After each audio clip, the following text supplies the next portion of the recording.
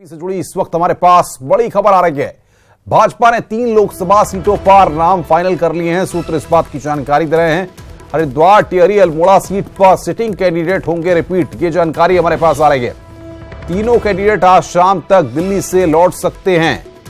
देहरादून, आपको बता दें कि नैनीताल, पौड़ी सीट, इन 2 सीटों पर अभी पेच फंसा हुआ है। दिल्ली में इसको लेकर माथापच्ची जारी है।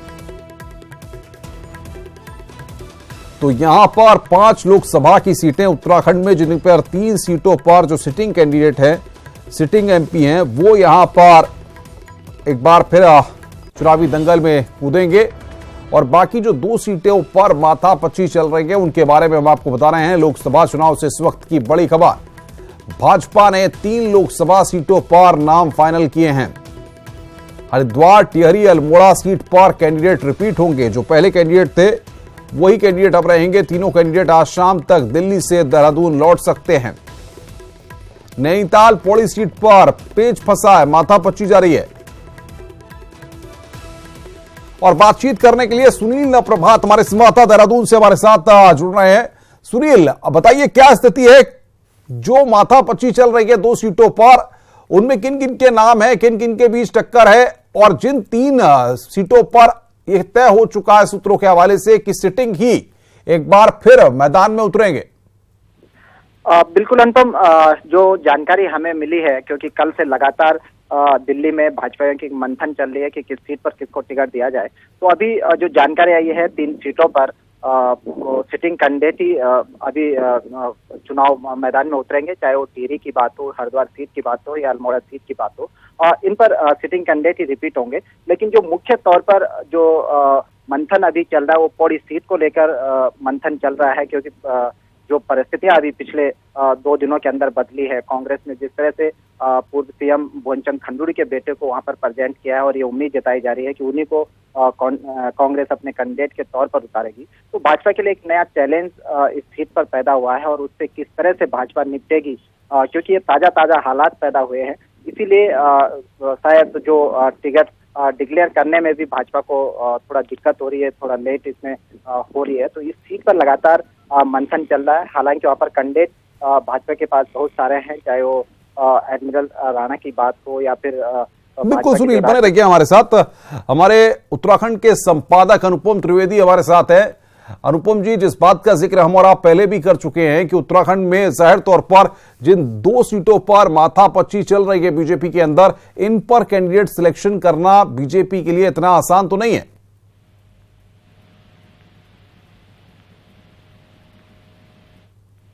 अनुपम जी, आपको मेरी आवाज आ रही है? सुनील हमारे साथ बने हुए हैं। अनुपम जी से लगता है कुछ तकनीकी खराबी की वजह से हमारा संपर्क नहीं हो पा रहा है। उनसे हम फिर संपर्क करने की कोशिश करते हैं। सुनील, क्या लगता है, जो बात मैं अनुपम जी से जानने की कोशिश कर रहा था, ये वाकई में है कि इन 2 सीटों पर बीजेपी इतनी जल्दी या जल्दबाजी में किसी चीज को फाइनलाइज नहीं करना चाहती है? बिल्कुल अनुपम, क्योंकि नैनीताल सीट पर अभी तक भगत सिंह कोश्यारी वहां पर सिटिंग कैंडिडेट है। भगत सिंह कोश्यारी का एक लंबा अपना राजनीतिक अनुभव रहा है, उनके क्षेत्र में अपनी पैठ है। लेकिन जिस तरह से पिछले कुछ समय से भगत सिंह कोश्यारी लगातार इस बात को कहते रहे हैं कि वो चुनाव नहीं लड़ना चाहते, नई पीढ़ी को यह अवसर दिया जाना चाहिए।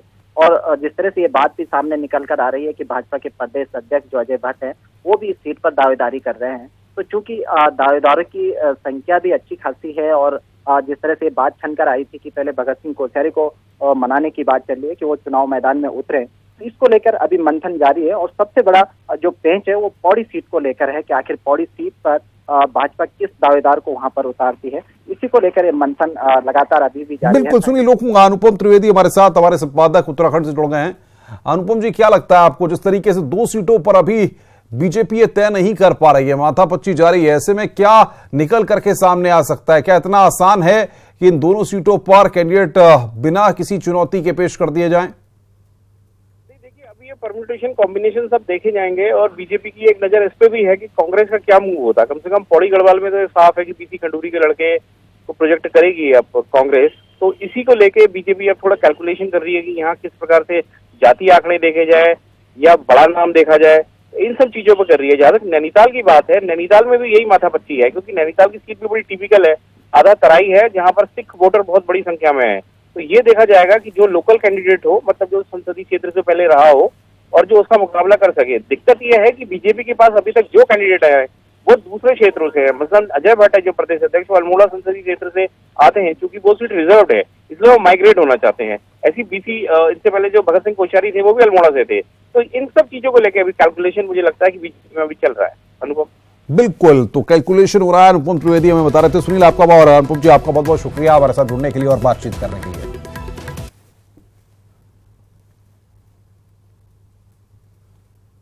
पीएम नरेंद्र मोदी ने अपना ट्विटर हैंडल बदल दिया है। पीएम मोदी का ट्विटर हैंडल अब चौकीदार नरेंद्र मोदी हो गया है। बीजेपी अध्यक्ष अमित शाह ने भी अपना ट्विटर हैंडल बदलकर चौकीदार अमित शाह रख लिया है। आपको बता दें कि कल ही पीएम मोदी ने मैं भी चौकीदार नाम से चुनावी कैंपेन शुरू किया था।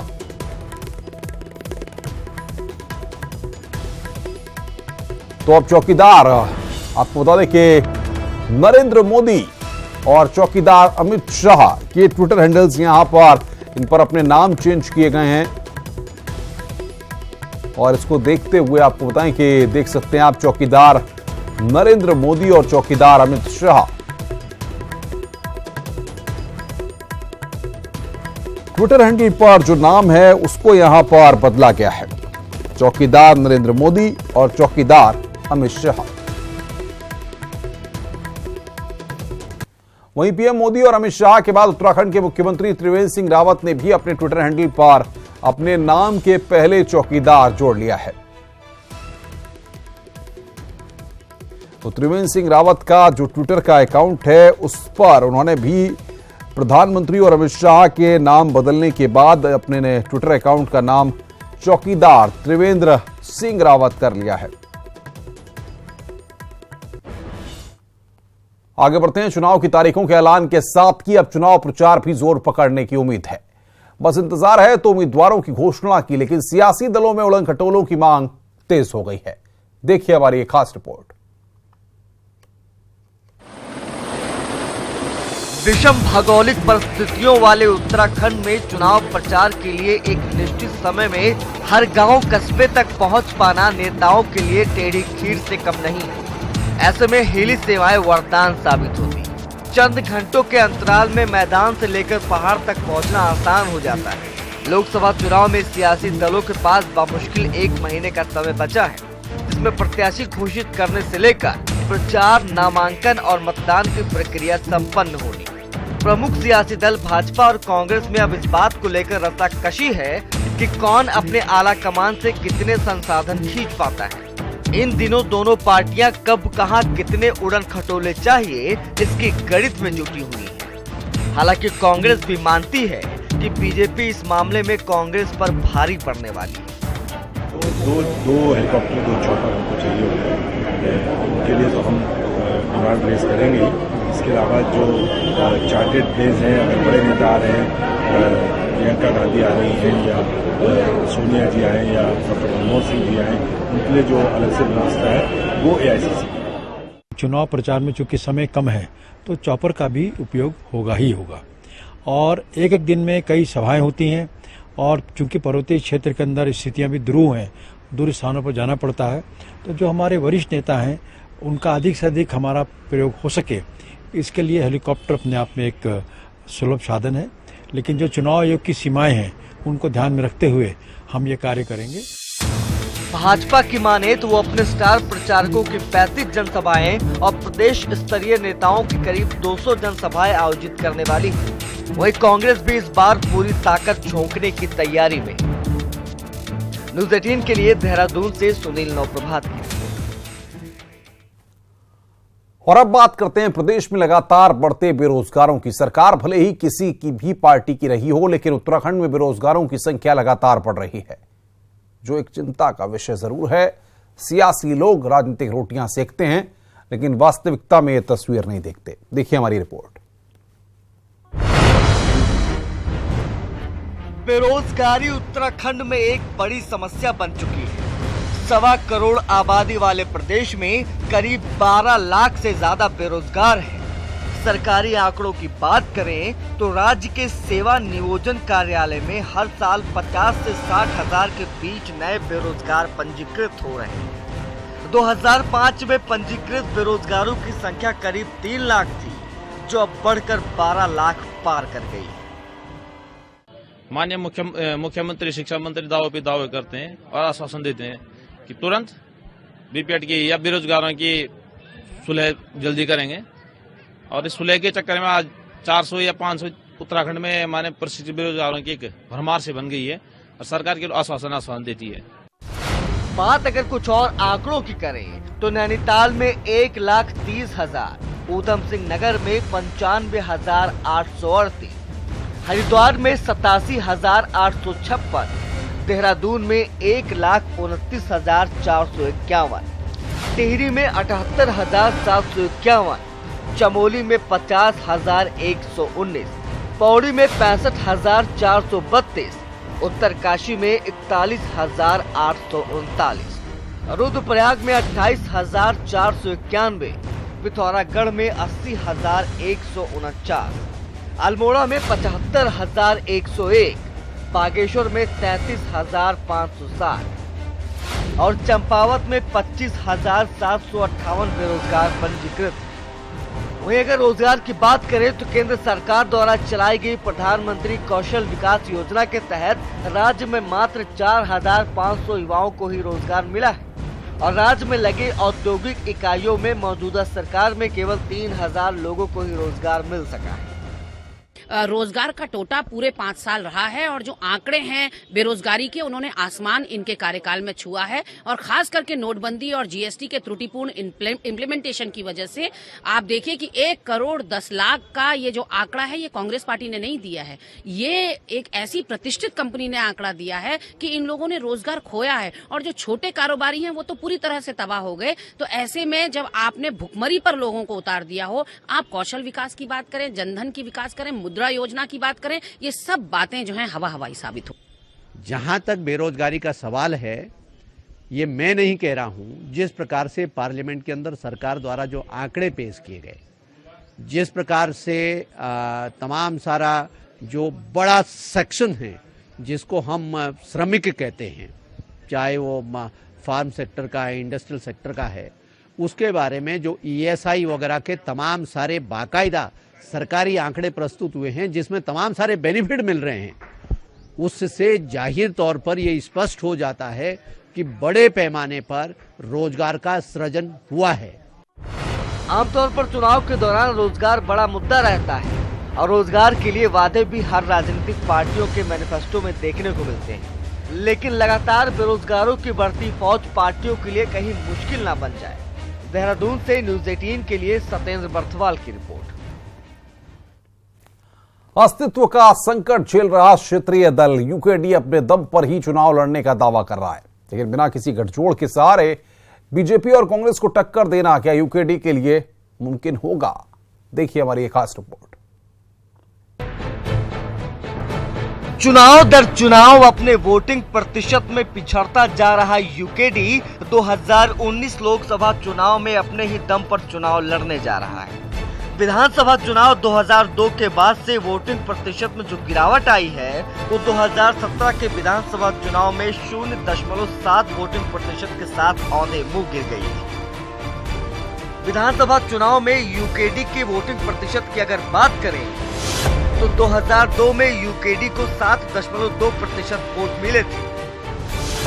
2007 के विधानसभा चुनाव में 5.5%, 2012 में यूकेडी को 1.2% वोट मिले और 2017 में आंकड़ा घटकर 0.7% वोट पे आकर सिमट गया। वोटिंग प्रतिशत के लगातार गिरने के बावजूद पार्टी कहती है कि वो किसी भी पार्टी से गठजोड़ नहीं करेंगे। गठबंधन के लिए इसलिए तैयार नहीं है क्योंकि हम अगर गठबंधन करेंगे तो वो अपनी बात को ज्यादा प्राथमिकता देते हैं और जो हमारा मकसद है उसको पीछे छोड़ देते हैं गठबंधन में। तो हम चाहते हैं चाहे हमारा कैसा भी आदमी लड़े ताकतवर बन करके, वो अपनी बात को गांव तक तो पहुंचाए। वही काशी सिंह एरी भी चुनाव को लेकर कोई खास दिलचस्पी नहीं दिखा रहे हैं, जो नैनीताल से प्रत्याशी हैं।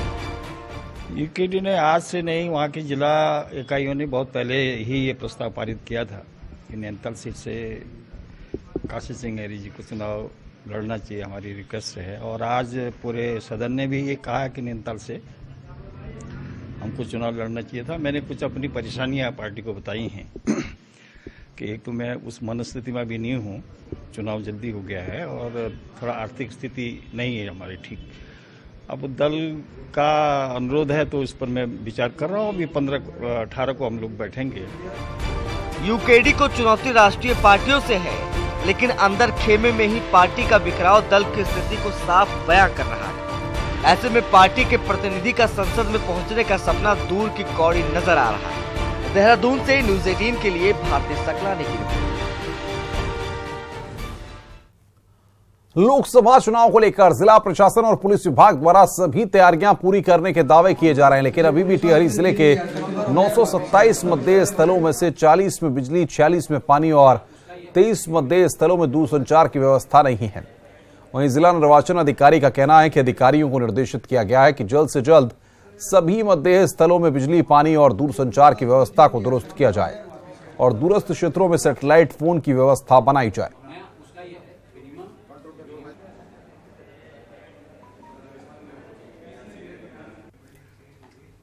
हमारे देश के लोकतंत्र की यह सबसे बड़ी खूबी है कि यहां एक एक वोट मायने रखता है। यही वजह है कि चुनाव आयोग ने कॉर्बेट टाइगर रिजर्व के भीतर भी पोलिंग बूथ बनाने का फैसला किया है। कॉर्बेट की डिकाला रेंज के कॉर्बेट बाल पाठशाला में बनने वाले बूथ में मात्र 14 वोटर हैं जो लोकसभा चुनाव में मतदान करेंगे।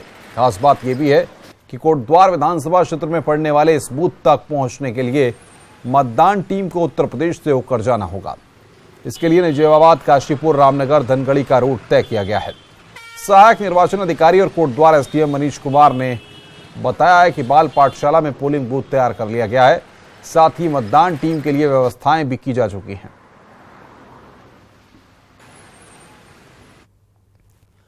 विश्व के 4 उपमहाद्वीप के 40 देशों की साइकिल से यात्रा करने वाले इकोलॉजिस्ट अभिषेक शर्मा प्रधानमंत्री नरेंद्र मोदी से प्रभावित होकर नव भारत निर्माण के सपने को साकार करने के लिए और मतदान के प्रति मतदाता को जागरूक करने के लिए भारत की यात्रा पर निकले हैं।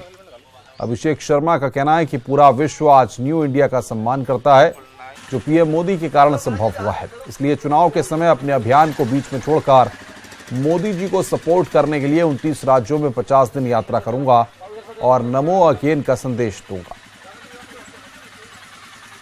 लोकसभा चुनाव नजदीक आते ही लोगों में नेताओं और उनके झूठे वादों के खिलाफ गुस्सा फूटने लगा है। डुंडा ब्लॉक के पंचियाल जुगली गांव के लोगों ने भी दशकों से सड़क निर्माण कार्य में देरी और 7 किलोमीटर सड़क पार डाबरीकरण न होने से गांव के लोगों में भारी आक्रोश है।